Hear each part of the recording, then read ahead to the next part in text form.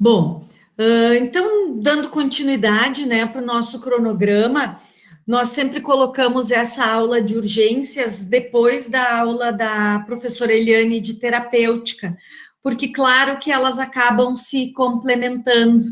Então, a gente vai conversar um pouquinho sobre as questões de urgência na odontopediatria, né? Sempre lembrando que ainda, né, a dor é o principal motivo de consulta de crianças ao cirurgião dentista. A gente luta e bem que gostaria que esse motivo de consulta fossem consultas de orientação, consultas de prevenção, né, de manutenção periódica preventiva, mas na prática a gente sabe que não é isso que acontece. A gente sabe que ainda, né, a grande maioria das crianças procuram um cirurgião dentista ou seus pais procuram quando a criança está com alguma dor, né? E esse artigo, que é da Faculdade de Odontologia da Universidade Federal do Alagoas, mostra que realmente, né, os tipos de urgência estão relacionados com a questão dor, certo? E antes da gente entrar, o que leva, então, uma criança a ter dor, é importante a gente saber o que é a dor. E a Associação Internacional, então, para o Estudo da Dor, conceitua a dor como uma experiência desagradável, sensorial e emocional, associada a um dano real ou potencial do tecido. Então, assim, a dor é uma sensação que é real, né? Onde a gente tem a questão emocional envolvida, né? Embora incômoda, a dor, ela desempenha uma função biológica muito importante, que é manter a integridade de vida do indivíduo. Então, quando a gente tem uma dor, a gente vai tentar procurar para sanar o que a gente está sentindo. Existe uma síndrome que eu não lembro exatamente o nome, mas é uma síndrome dos indivíduos que não sentem dor, né? E na verdade eles têm uma vida muito curta, porque eles não procuram e não conseguem se preservar pela dor, né? Imagina, tem o fogo, a gente bota a mão no fogo, a gente se queima. Uma pessoa que não sente dor, né, vai até onde nessa sensação? Então, realmente, a dor, ela faz com que a gente mantenha a integridade da vida da gente, né? Então, ela não é de todo ruim, apesar de ser desagradável. E quando a gente pensa, então, na dor, a dor é uma sensação desagradável, né? Deixa eu só ajeitar aqui. Ela é uma sensação desagradável, né? Junto com ela vem uma reação emocional decorrente dessa dor. Por isso que se diz que o limiar da dor é diferente em cada pessoa, né? Ou mesmo em populações, porque também depende de muitas vezes uma questão cultural. E essa reação emocional que decorre da dor pode fazer com que o indivíduo tenha medo e gere ainda ansiedade. E isso piora ainda a sensação de dor. Imaginem, por exemplo, um caso de um traumatismo alvéolo dentário. Uma criança que cai, bate o dente, mas além de bater o dente, raspa o queixo, tem o nariz com escoriações, tem sangue. Então, só essa situação faz com que aquele ato de sentir a dor acabe aumentando. E junto a gente tem ainda uma família envolvida. Então, realmente, quando a gente pega uma criança que tem uma sensação dolorosa, a gente tem que se dar conta que a gente está lidando com uma série de outras coisas juntas. E é importante cuidar o que se fala para a criança. Na clínica, a gente vê muitas vezes os alunos falando para a criança: não, mas não te preocupa que não vai doer nada. O fato de eu dizer isto para alguém significa que eu posso ter algum procedimento que vai me levar à dor, né? Então a gente tem que tentar evitar de falar em dor, né? Ou do contrário, no momento de uma anestesia, eu dizer para a criança: não, não te preocupa, tu só vai sentir uma picadinha de abelha. Se essa criança já teve uma picada de abelha e isso foi extremamente ruim para ela, eu perdi todo o meu condicionamento. Então, cuidado o que a gente vai falar para a criança. E, na maioria, ou na maioria absoluta das vezes, dizer para ela que ela não vem aqui para ela sofrer, né? Que a gente vai fazer tudo para que realmente ela não tenha nada de ruim durante a consulta. E eu não falei em dor, né? Então, importante ter esse cuidado, porque senão a gente pode exacerbar uma situação dolorosa, certo?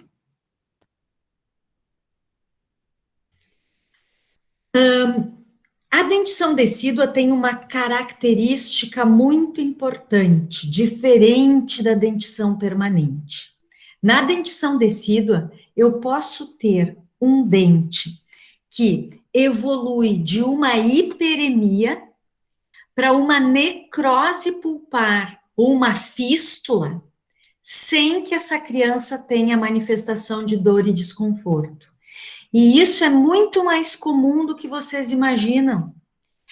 Às vezes, na hora de um exame físico de uma criança lá na clínica, a gente está fazendo exame, nossa, tem uma fístula, né? Vou perguntar para a mãe: mãe, tu viu essa, o que que é essa bolinha aqui? Tu já tinha percebido? Não, não tinha percebido nada. Ele não reclama nada de dor, porque isso é comum na dentição decida, né? A gente poder a ter uma leve hiperemia no dente, não ter sensibilidade nenhuma, isso evoluir até uma necrose pulpar sem sensibilidade dolorosa. Por isso, gente, a ausência de sintomatologia na dentição decídua não se constitui em informação segura para o diagnóstico da condição pulpar. Né? Então, às vezes, eu posso ter uma cavidade de cárie bastante grande no molar decíduo, né? E eu vou fazer a remoção desse tecido cariado e eu, na verdade, posso ter já uma necrose pulpar. Então, é muito importante esse diagnóstico da condição pulpar feito com muito critério, né? Em função dessa questão aqui, tá? E eu trago essa radiografia exatamente para mostrar isso para vocês. Observem, né?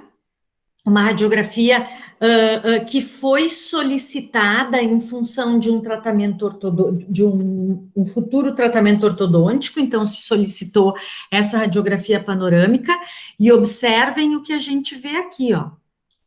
Olhem o tamanho desta lesão, que tanto do lado direito quanto do lado esquerdo foi capaz de fazer uma mudança de posição do germe do dente permanente. Aqui, a gente não tem cripta óssea, observem, eu tenho um abscesso enorme, e essa criança não tinha dor nenhuma, nenhuma.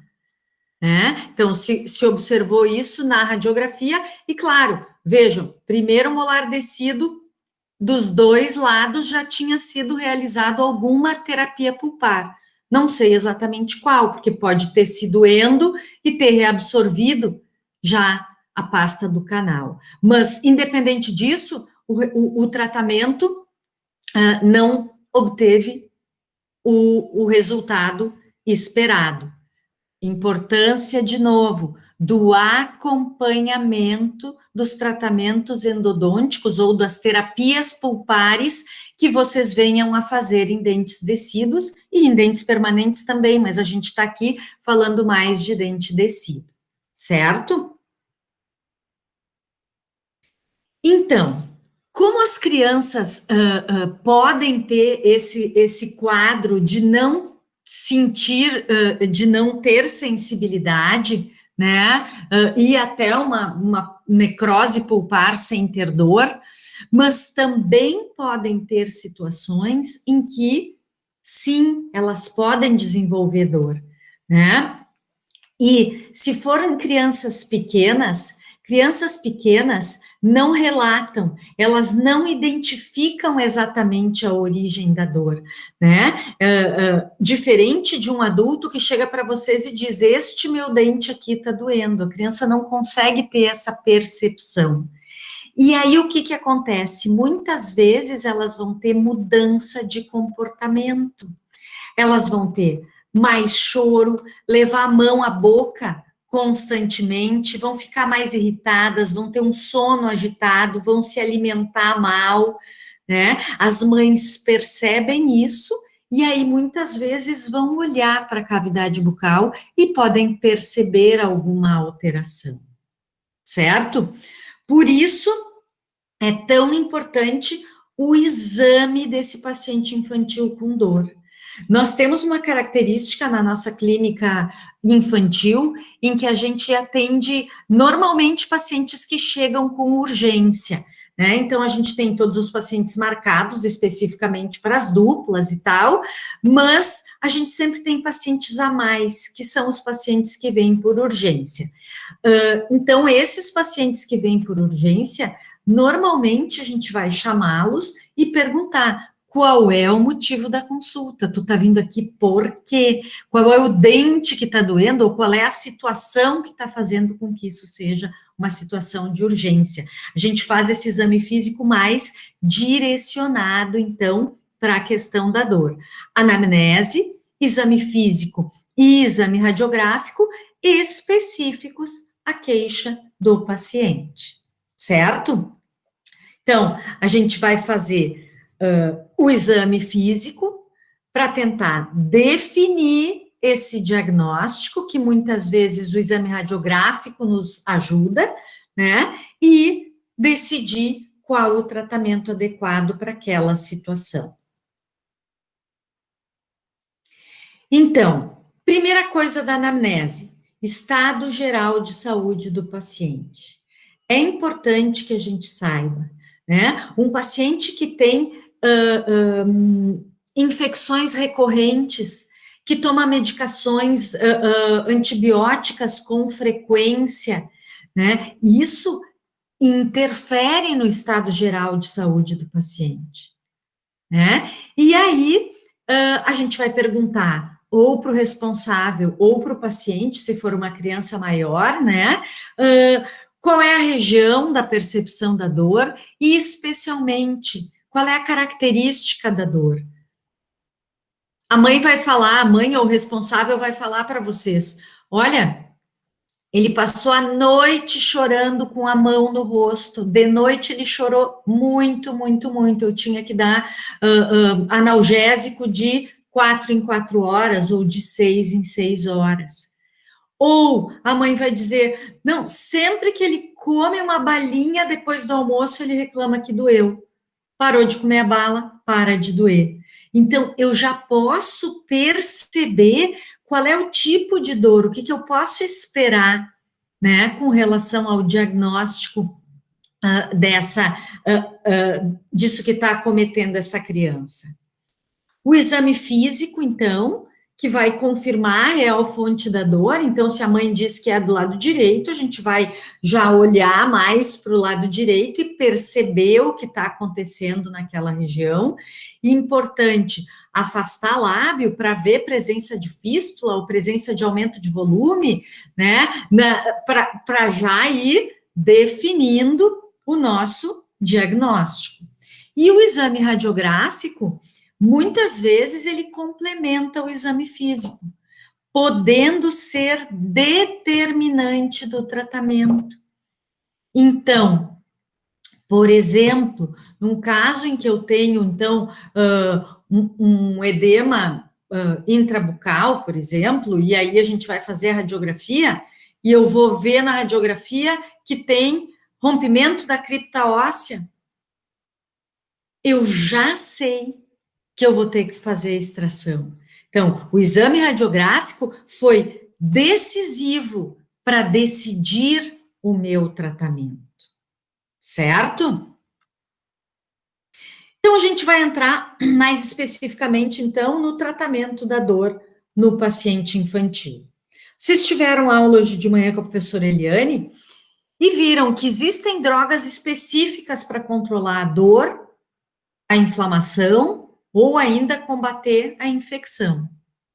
Mas, em odontologia, a gente sabe que a remoção do estímulo causal ele é imprescindível para o alívio de sinais e sintomas associados aos processos odontogênicos. Por que vocês acham que a gente receita tão pouco?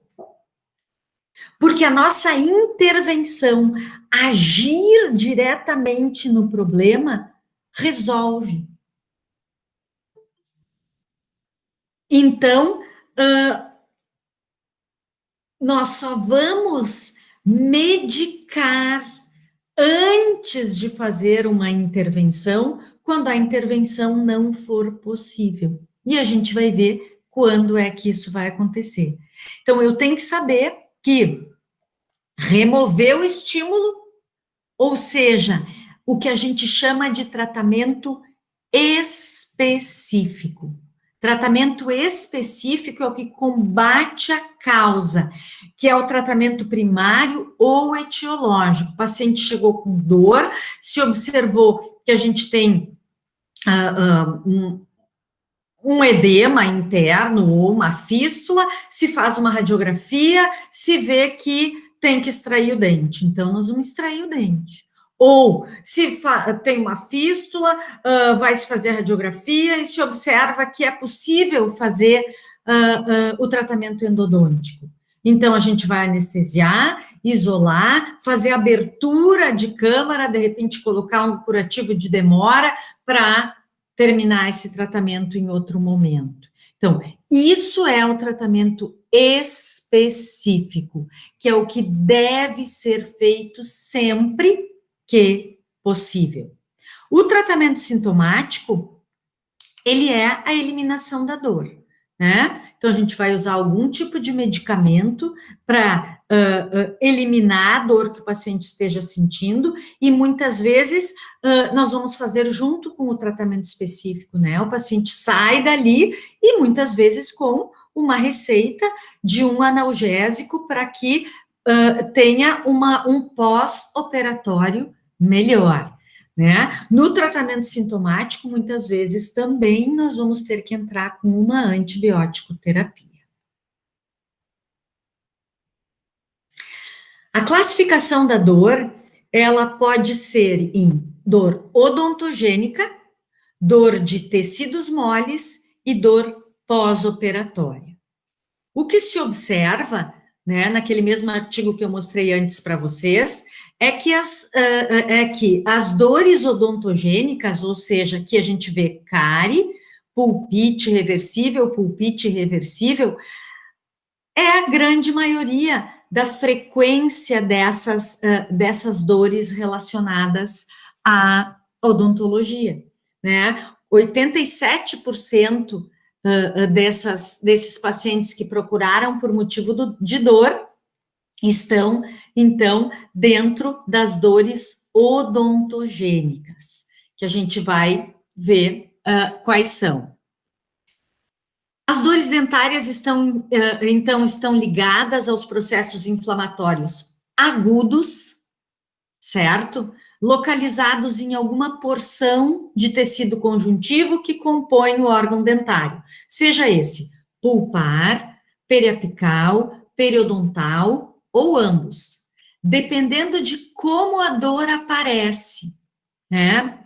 Intensidade, localização, duração da dor relatada pelo paciente, pode-se inferir o diagnóstico provável. Se é uma dor que é provocada, então aquela dor em que o paciente come um doce e tem dor, essa dor persiste um pouquinho e logo para. Então, uma dor provocada, é uma dor que não é constante. Isso vai me dando alguns subsídios para poder decidir qual o diagnóstico mais provável. Então, com relação às dores odontogênicas, a gente tem as dores de origem pulpar, a dor de origem dentoalveolar e a dor de origem gengival. Nós vamos começar pelas dores, então, de origem pulpar, que é o que se chama de deficiência de proteção à dentina. Ou seja, quando a gente não tem esmalte, esse esmalte foi perdido, né? A gente tem dentina exposta e aí a gente vai ter sensibilidade. Vocês sabem que o que leva, o que tem dor é a dentina e não o esmalte, né? Então, as alterações regressivas do tipo abrasão, atrição, que é o bruxismo, ou erosão, mais especificamente dentição decídua, atrição e erosão, onde a gente tem perda de esmalte por fatores diferentes, mas a gente tem dentina exposta, o paciente pode relatar dor, né? Em pacientes mais velhos, né, onde a gente tem as retrações gengivais, muitas vezes o paciente relata muita sensibilidade nessa região, né? Ainda, os traumatismos. Os traumatismos também levam à dor, porque quando a gente tem um traumatismo, por exemplo, de esmalte dentina, eu fico com a dentina exposta, né? E isso pode levar à sensibilidade.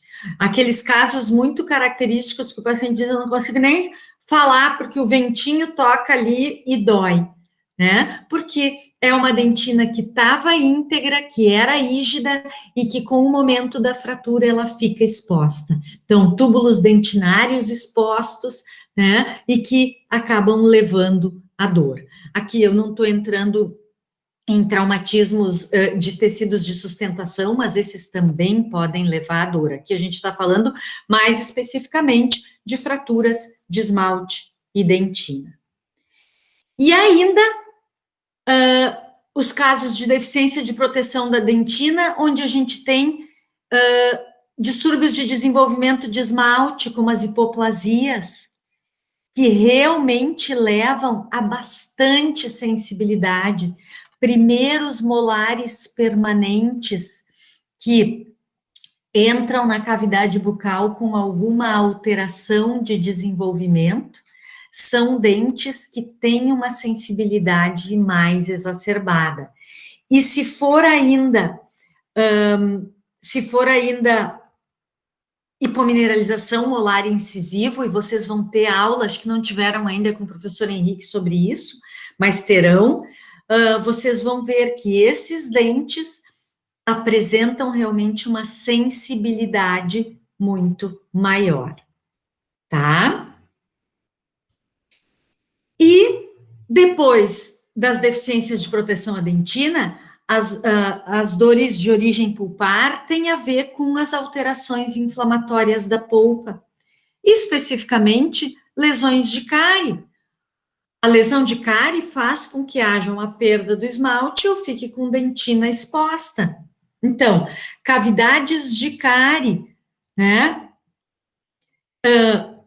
não tão grandes ou que não tenham ainda atingido a polpa, não que a gente sabe que a polpa, a dentina e a polpa são muito próximas e praticamente a mesma coisa, né, em termos de interação, mas quando a gente diz sem comprometimento pulpar é porque eu não tenho polpa exposta ainda, né? Então, aquelas situações onde eu tenho uma lesão de cárie, né, não tão profunda, mas que leva o paciente a ter uma sensibilidade.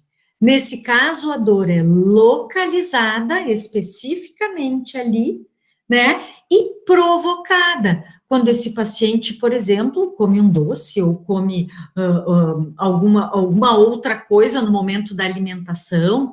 Então, a gente pode ter esse tipo de sensibilidade.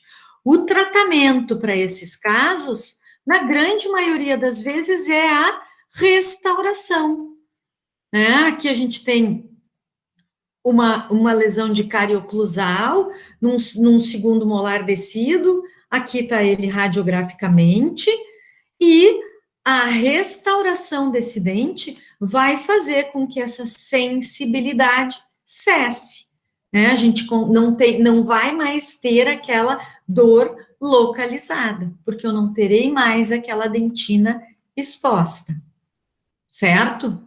Mas, se a gente evoluir um pouco, a gente vai ter lesão de cárie atingindo dentina e polpa, né? Aquelas lesões de cárie muito profundas, em que muitas vezes na remoção do tecido cariado já há exposição pulpar. Então, nessas situações, normalmente a dor ela é espontânea, né? E de grande intensidade. São os casos em que muitas vezes as mães relatam que a criança acorda durante a noite com dor, né? Ou seja, é uma dor que ela não é provocada por alguma coisa ou por algum estímulo, ela é espontânea, né? E muitas vezes intermitente, ela vem, volta, vem e volta, vem e volta, e com grande intensidade. Ou seja, eu tenho uma inflamação pulpar. Gente, é importante vocês perceberem que a gente está falando de polpa viva, certo? Então, nesse caso, eu tenho uma inflamação pulpar que eu vou ter que definir se essa inflamação ela é reversível ou irreversível. E como é que a gente vai fazer isso? A gente vai fazer isso avaliando a condição da polpa. Lembram? Avaliação macroscópica da polpa. É no momento da abertura, é no momento em que eu enxergo a polpa que eu faço esse diagnóstico. Certo? Então, o paciente chegou, apresenta essa dor que é espontânea, uma dor bastante intensa, eu vou intervir, eu vou fazer o tratamento específico desse caso. Anestesia, isolamento, remoção do tecido cariado e remoção de todo o tecido cariado, já vai haver exposição da polpa, e aí é que a gente vai avaliar, né, se essa inflamação pulpar é reversível, onde eu consigo fazer uma pulpotomia, ou ela é irreversível. Aqueles casos em que não para o sangramento, eu tenho uma polpa totalmente liquefeita, ou uma polpa muito fibrosa, né? Que a gente discutiu isso na aula de terapia pulpar. E nesses casos, então, nós vamos ter que partir para a endodontia. Mas eu tinha ainda polpa viva, certo? Vamos em frente. Bom, ainda dentro da dor odontogênica, nós vamos passar agora para a dor dento-alveolar. Dento-alveolar. O que significa isso? Que é a dor onde eu tenho envolvimento dos tecidos de sustentação. Se eu tenho envolvimento dos tecidos de sustentação, eu já tenho necrose pulpar. Então, aqui eu não tenho mais polpa viva, certo? E como é que é essa dor? Se diz que ela é uma dor que pode ser variável, de branda a intensa, mas muitas vezes ela é bastante intensa e espontânea. E quando ela é intensa e espontânea, muitas vezes ela está associada a edema. E aí, edema de face, que leva o paciente a uma alteração sistêmica bem importante. Certo? Então, aqui a gente tem algumas fotos que mostram edemas, né? Aumentos de volumes intrabucais. Aqui, aqui, e aqui já um edema extrabucal, com intrabucal envolvido, né? E aí a gente vai ter que avaliar se essa criança tem condições de receber o tratamento específico neste momento, ou se nós vamos ter que fazer o tratamento sintomático, tá? Um parênteses aqui, que eu acho muito fundamental, que é vocês entenderem a diferença de uma fístula de um abscesso. Isto aqui é uma fístula. Isto aqui é uma fístula. Isto aqui é um abscesso. Mas qual é a grande diferença, além da diferença clínica que a gente tem de fístula e abscesso? A fístula, gente, é um processo crônico. Lembram que eu disse que na dentição decídua a gente pode ir de uma hiperemia até uma necrose pulpar com fístula, sem que o paciente sinta dor? No abscesso, a gente tem um processo agudo. E esse processo agudo, sim, leva à dor.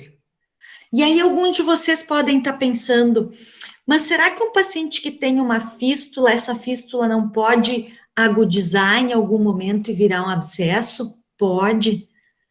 Pode, vai depender de outras coisas. Condição sistêmica desse paciente.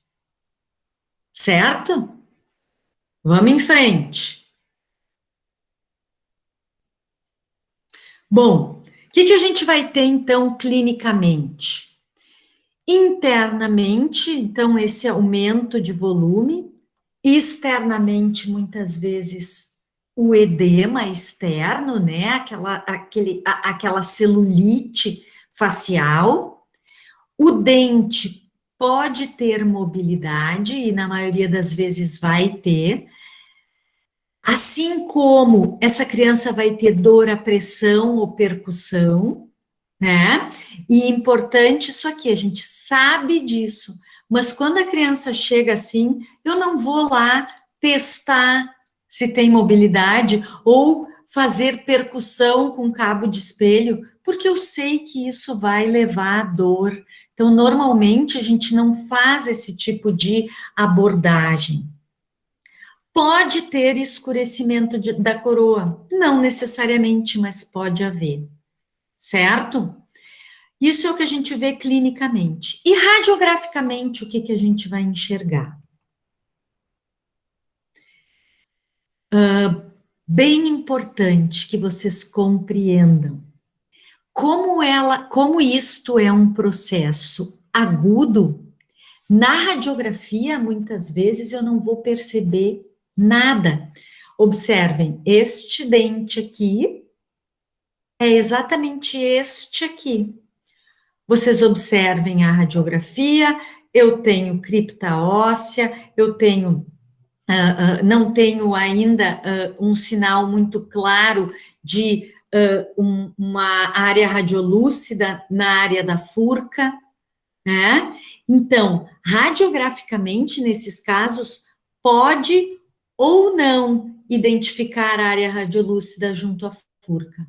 Quando é que eu vou poder enxergar que tem aqui alguma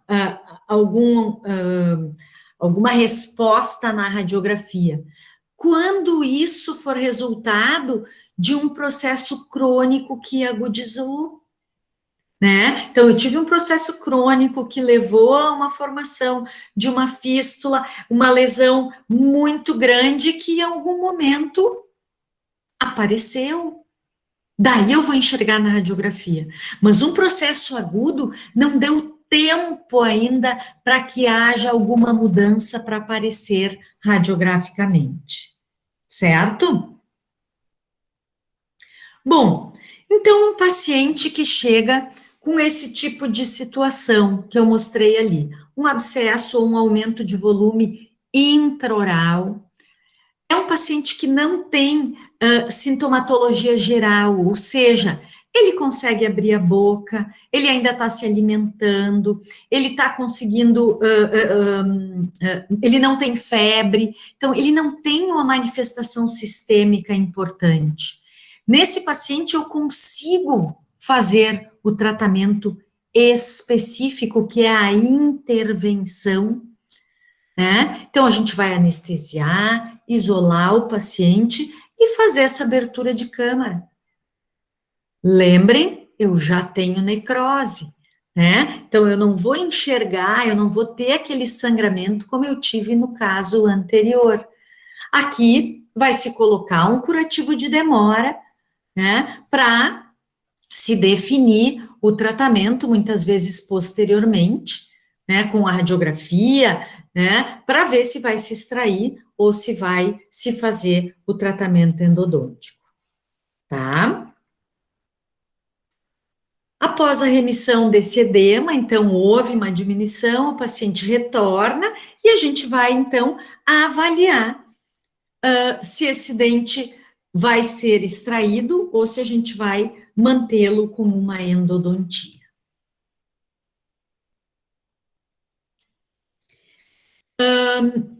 E o paciente com sintomatologia geral, né? É quando a gente tem aquela necrose pulpar, a gente tem esse abscesso dentário, já com presença de edema, e onde a gente tem essa coleção purulenta ao redor do elemento dentário, né? A gravidade dessa infecção, ela está relacionada com a quantidade e com a virulência dos patógenos envolvidos. E principalmente, gente, da resistência do hospedeiro, né? A condição de saúde geral desse paciente. E também estruturas anatômicas associadas. Então, esse paciente com sintomatologia geral, ele tem febre, ele tem prostração, linfadenopatia envolvida, ele pode ter cefaleia, pode ter náuseas, ele não consegue se alimentar, pode ter trismo, não consegue abrir a boca para que se possa fazer um tratamento específico. A gente percebe na criança todo um envolvimento geral. Então, aqui a gente vê uma criança bem pequena, de 3 anos de idade, com um edema de face bem importante, com uma condição bucal como essa, né? E vocês não pensem que isso aqui é foto de 20 anos atrás, não, isso aqui é foto de 3 anos atrás, de um paciente de especialização que procurou aqui a nossa escola, né? Ele é um paciente de Santo Antônio da Patrulha e que não conseguiu atendimento em nenhum lugar, não conseguiram resolver o problema dessa criança e que acabou chegando aqui, certo? Eu trouxe essa radiografia para conversar com vocês, que não tem a ver diretamente com a questão da aula, mas por quê? Esse paciente procurou atendimento na cidade dele e o dentista, sem saber o que fazer, ele solicitou essa radiografia panorâmica. Para que serve essa radiografia panorâmica, gente? Eu não consigo definir, né, se por essa radiografia, qual o procedimento endodôntico ou o procedimento cirúrgico que a gente vai fazer nessas situações. A gente precisa de radiografia periapical para isso. E outra, esse cirurgião dentista que atendeu, se ele não sabia o que fazer, não tem por que solicitar um exame que não vai ser utilizado. E com relação à radiologia, vocês tiveram aula, vocês viram que quanto mais jovem a criança, né, pior a questão da radiação. Então, vamos ter cuidado ao solicitar exames radiográficos para crianças. Esses exames radiográficos têm que servir realmente para nos auxiliar no diagnóstico, tá? Fecha parênteses, voltemos aqui para os nossos pacientes, então, com sintomatologia geral. Esse pacientezinho, observem aqui, ele está com acesso hospitalar. Ele estava internado aqui no HU, né, por um problema dentário. Então, ele teve um abscesso muito grande e, muitas vezes, procurando o médico, e porque esses quadros de edema de face com celulite podem evoluir muito ruim, né, ou de uma forma muito ruim, esse paciente foi internado para receber antibiótico terapia endovenosa. E ele não é tem muitos pacientes que acabam sendo internados por problemas dentários. E eu fiz questão de tirar uma foto aqui, né, para vocês verem que o dente que estava causando isso, na verdade, nem tinha uma destruição tão grande, e nem a cavidade bucal do paciente era tão ruim que pudesse levar a um quadro desses. Ou seja, a gente tem que avaliar outras coisas.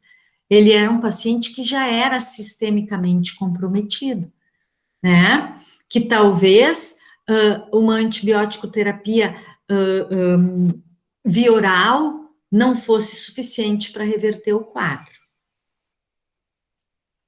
Então, nesses pacientes com sintomatologia geral, nós vamos fazer primeiro o tratamento sintomático, que será a medicação analgésica para diminuir ou eliminar a dor, que a professora Eliane conversou com vocês, e a medicação antibiótica para combater a infecção. Normalmente, os antibióticos levam, né, de 24 a 48 horas para iniciar o seu processo de remissão da infecção. A gente aguarda, aqui está de 48 a 36 horas, normalmente se prefere, nesses casos graves, né, se aguardar realmente uma semana para ver se houve uma mudança importante no quadro, e da mesma forma, com o paciente com outro quadro, né, já não mais prostrado, já não mais com febre, já se alimentando, já conseguindo abrir a boca, então a gente vai fazer o exame físico e o exame radiográfico para avaliar se esse dente vai ser mantido ou não, certo? Então, aqui a gente tem uma pacientezinha, observem o olhar, né, ela não falava. Se a Vanessa está aqui, a Vanessa vai se lembrar, né, dessa menina, um edema de face importante, aqui era relacionado ao dente 36,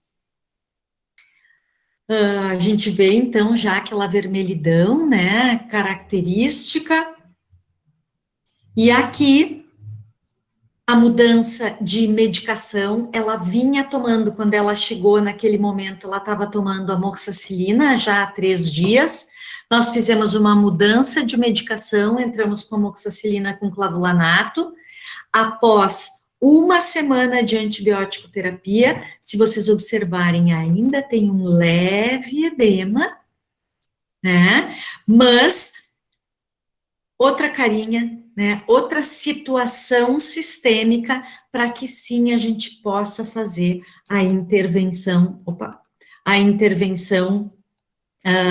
dela, né? Aqui um quadro mais grave, um paciente que apresenta um quadro bastante intenso de edema, celulite, observem que tem fechamento do olho, inclusive, né? Entrada também de amoxicilina com clavulanato, e observem, após uma semana de antibiótico terapia, a gente continua ainda com o edema. Nesses casos, a antibiótico terapia se continua até 10 dias, se reavalia, né? Mas casos como estes, muitas vezes vão para o hospital, certo? E aí, depois a gente vai definir qual será o nosso tratamento para aquele elemento dentário que causou uma situação como essa. Dentro ainda da dor odontogênica, a gente tem, então, a dor agora gengival, que são as dores relacionadas à erupção dentária, processos de risólise que não se completam, ou impacção alimentar, né, que são situações de fácil resolução, mas que sim levam o paciente a buscar uma consulta odontológica de urgência.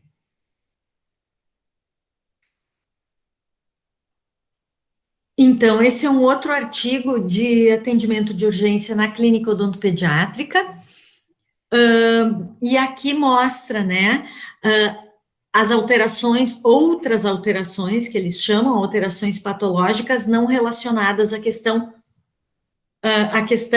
polpa, né? E a gente vê que a retenção prolongada de dente descido é 53% dessas alterações.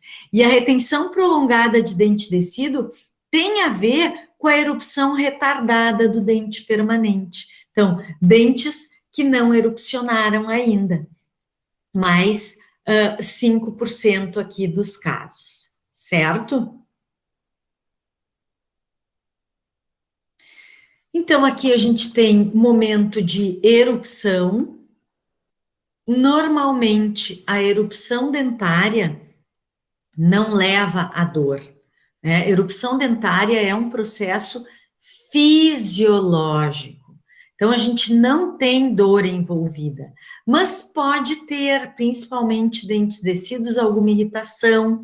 E se há alguma coisa que machuque essa região, aí sim a gente pode ter um pouco de sensibilidade.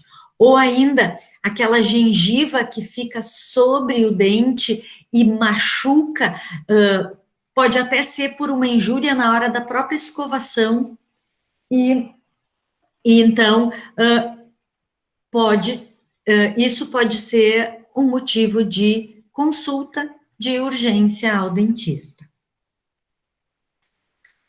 Aqui, uma risólise que não se completou de forma adequada, a gente já tem o dente permanente erupcionando aqui, e que na hora da mastigação pode gerar dor, né? Situações como essa, que são bastante comum para quem faz clínica de odontopediatria, que é quando a mãe percebe o incisivo erupcionando por lingual, do incisivo descido, né, ela se assusta bastante, e que deve-se fazer, então, a remoção desse incisivo descido. Retenção alimentar. Observem aqui um pedaço de carne, e que, quando essa criança mastigava, ela tinha dor, tinha sensação dolorosa de apertamento naquela área. A remoção, então, desse pedaço de carne, ou às vezes uma casquinha de pipoca, que também é bastante comum ficar na região da gengiva, presa, e isso vai levando a um processo inflamatório ali naquela região, levando à dor, né? Como eu disse para vocês, são situações fáceis de resolução, muito tranquilas. Então, agora a gente tem as dores de tecidos moles e a dor pós-operatória. A dor de tecidos moles, ela está relacionada a gengiva estomatite herpética primária, úlceras aftosas recorrentes, úlceras traumáticas. E essa úlcera traumática muitas vezes tem a ver com aquilo que a gente incomoda tanto na clínica, né? Que é, depois de fazer uma anestesia, avisar o paciente que ele não pode se morder. Se ele morder naquela região, vai fazer uma úlcera traumática muito feia. E se a gente não avisar os responsáveis, a mãe vai dizer: vocês machucaram meu filho no procedimento, certo? Então vamos. A gengivistomatite herpética, vocês vão ter uma aula mais específica sobre alterações de tecidos moles, mas é uma situação que sim leva a dor, a incômodo, a prostração, a manifestação sistêmica envolvida. Muitas vezes essas crianças acabam chegando não para o dentista, e sim para o médico, o que é uma pena, porque às vezes as crianças acabam recebendo antibiótico numa situação como essa, e que a gente não tem um quadro bacteriano aqui, a gente tem um quadro viral, então o antibiótico não vai ter um efeito sobre a gengivistomatite herpética, né? Então é importante a gente conhecer isso. As aftas, que também são motivo de consulta, por mais absurdo que pareça, né? Agora, nesse momento de pandemia, eu recebi ligação de duas mães falando que a criança estava se queixando muito de dor, e a mãe com muito receio, eu acho que é uma cárie, e aí eu pedi para fotografar fundo de sulco, e se observa, então, a presença de aftas, certo? E por fim, a úlcera traumática, isso aqui são lesões, aqui uma lesão de língua, depois de uma anestesia alveolar inferior, aqui a mesma coisa, depois de uma anestesia alveolar inferior, que o paciente nunca tinha sentido isso, e ele acaba mordendo aquela região. Aqui eu acho que eu tenho mais uma, e aqui também.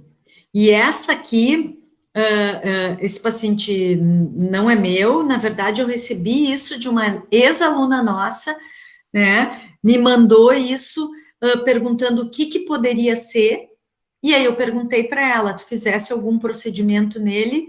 Ela disse: sim, prof, fiz uma restauração no dente 85. E aí eu disse para ela: isso então é uma mordida pós-anestesia. Se a gente avisou a mãe, né, a gente se resguarda. Senão, a mãe vem dizendo que isso foi um machucado que foi feito pela dentista. Tá bom? E a dor pós-operatória, né? A administração, então, de analgésicos depois de algum procedimento que a gente faça, né? A gente também tem como rotina, fez uma extração importante, não dente descido caindo de maduro, né? Mas anestesia, uma extração um pouco mais chata, a gente fazer sim a prescrição no receituário, direitinho, como a prof. Eliane colocou para vocês hoje de manhã, né? Às vezes, não só depois de uma extração, mas às vezes depois de uma restauração que foi mais difícil, onde muitas vezes o grampo teve que ficar um pouco sobre a gengiva, que isso, depois, essa gengiva pode ter alguma sensação dolorosa, a gente conversa com a mãe. Então, de utilizar um analgésico assim que chegar em casa, para que quando essa anestesia passar, essa criança já esteja medicada, e isso diminua, então, toda essa sensação dolorosa. Certo? Acho que era isso, então, que eu tinha que passar para vocês. Deixa eu voltar aqui. Eu normalmente nessa aula depois eu fazia, né, alguns exercícios em sala de aula, colocava alguns casos e vocês respondiam.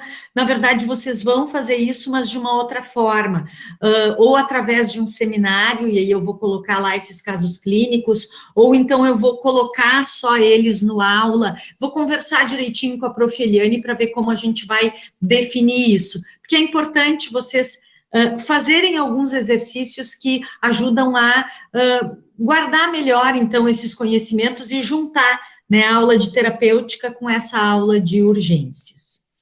E eu fico aqui à disposição se alguém ficou com alguma dúvida, alguma coisa ou algum comentário que vocês queiram fazer, né, para a gente poder trocar aqui alguma ideia.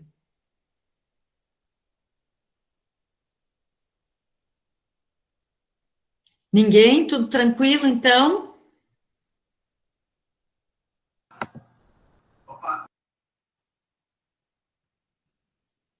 Oi? Oi, prof. Eu. Diga, Vanessa. Essa foto que tu mostraste da, geralmente, anestesia do nervo alveolar inferior, para fazer uma restauração, Sim. já aconteceu comigo, daí eu fiz no paciente e ele foi com a avó para o consultório. E daí ele voltou com essa úlcera, já com esse tecido de granulação branco, igual da foto, muito parecido, só que Sim. questão do respaldo, eu conversei, ela não pode morder, entendeu? Entendeu. Só quando chegou em casa, a avó deu o menino para a mãe, para o pai. E no dia seguinte, o pai entrou no meu consultório de porta dentro querendo me bater. Até eu explicar o que é B, foi aquela confusão. E isso é bem importante, né? Dizer que, tipo, apesar de ser uma restauração e o procedimento não parecer invasivo, se não tiver esse cuidado prévio, pode acontecer exatamente isso. Muito bom retorno, Vanessa, porque às vezes os alunos não têm muito essa noção, né? Mas é muito importante, porque a gente receber muitas vezes pais que vêm com reclamação de alguma coisa que a gente fez e que na verdade a gente não fez. Agora eu estou lembrando aqui a utilização, por exemplo, de cariostático, né? O cariostático é uma medicação que pigmenta o dente, mas ele não pigmenta só o dente, ele pigmenta tudo ao redor. E se a gente não tiver cuidado com isso, aconteceu em um paciente que a aluna estava com a luva com cariostático, segurou a bochecha do paciente e ele ficou com manchas. E essas manchas são escuras, parecia roxo, e o pai veio e fez reclamação por escrito que tinham deixado o filho dele roxo, provavelmente teriam machucado ele, e foi na nossa clínica, né? Então, a importância, assim, da gente ter esses responsáveis junto com a gente e dar toda essa explicação sobre o que a gente vai fazer. E, principalmente, bom, saiu daqui, tem que estar orientado sobre. Ano retrasado, eu estava no SBPQO, que é um congresso com todas as pesquisas odontológicas do Brasil. E aí tinha um post, que o nome do post era assim, era analfabetismo odontológico, o tema, né? Que, tipo, você precisa orientar, explicar, falar para o teu paciente o que tu tá propondo, e acreditem, às vezes eles não entendem. Exatamente um exemplo, o cariostático. Tu explica, tu passa no dente da criança, porque ele tem indicação em dentina, para paralisação da doença, só que tu tem que explicar, mãe, vai ficar preto o dente dessa criança, a senhora está entendendo? Não. Aí a mãe, tô entendendo. Aí na consulta seguinte a mãe retorna, olha como é que tu deixou o dente do meu filho, olha como o dente está preto, só que tu explicou, mas a pessoa não entendeu. É muito difícil, né? A verdade, a compreensão muitas vezes das pessoas é muito diferente do que a gente acha. Por isso também falar de um jeito muito simples para que as pessoas consigam compreender. Muito bom, Vanessa. Bom, Prof, gente, prof, eu só queria oi, uma Ké. perguntinha. Essa Diga. semana, uma paciente minha me ligou, porque tinha comido uma alimentação muito quente e queimou a mucosa, o palato. Eu não tinha muito o que dizer em nível de medicamentoso, assim, né? Só dei algumas sugestões quanto à alimentação e tal, e cuidados mais com a higiene como um todo. Teria alguma medicação que seria indicada para queimaduras? Dentro da cavidade bucal, tu vai ter que partir sempre para o Oncilon em hora base, né? Porque ele vai ser o único que vai conseguir, pela sua consistência, ficar aderido. Então, porque as medicações ou as pomadas mais específicas para queimadura, elas não são para mucosa, são para pele. Então, dentro da cavidade bucal, vamos partir sempre para a questão do Oncilon em hora base.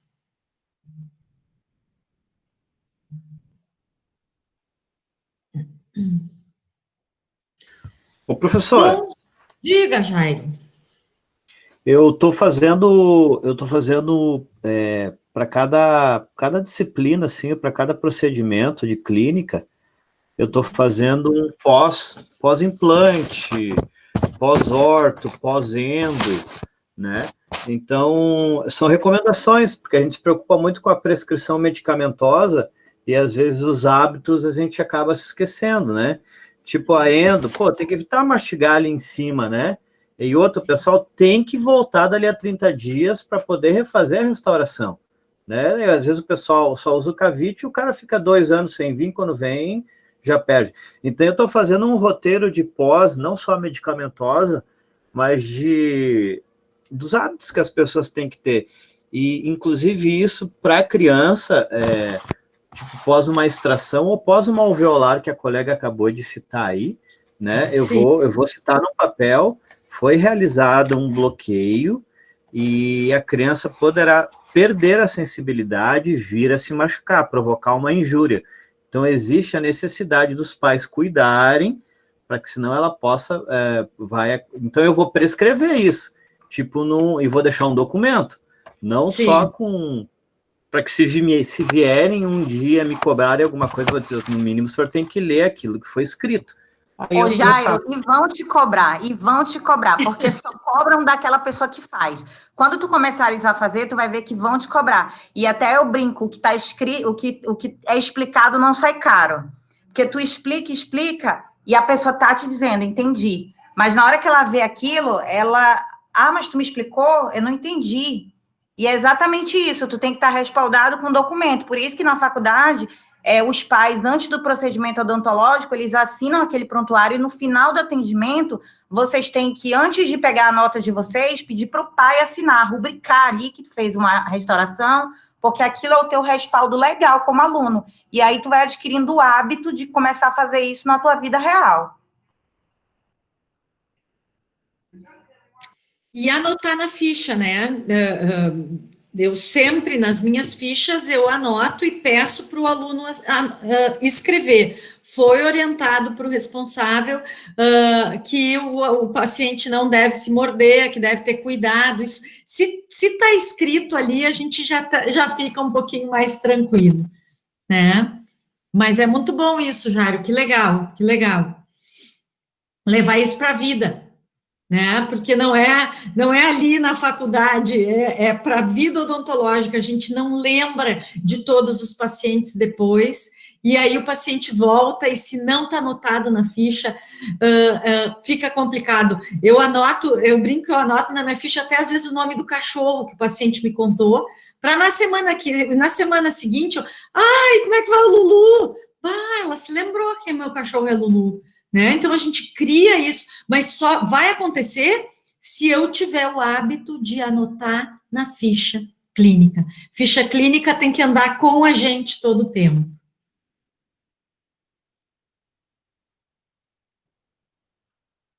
Mais alguém? Mais um comentário? Se não, concluímos aqui, né? Desejando para vocês um bom fim de semana. Aproveitem o frio para ficar em casa, né? Mais um pouquinho. E semana que vem estaremos de novo aqui para conversar sobre mais algum conteúdo aí da nossa Clínica Infantil 2. Certo? Um beijo para todos. Fiquem bem. Beijo, prof. Aquela hora caí, mas rapidamente voltei. Eu vi. Um abraço. Um abraço, querida. Bom friozinho. Nicole, tu tá aí ainda? Oi, prof, tô sim. Tá, não, é só para te dizer que eu recebi, eu não te respondi ainda porque eu não tive tempo, mas eu recebi, tá? Então, Sem tá, problemas, eu tá na imaginei. agenda, tá na agenda, tá? Sem problemas. Tá Obrigada. bom, beijo então. Beijo, tchau. Tchau.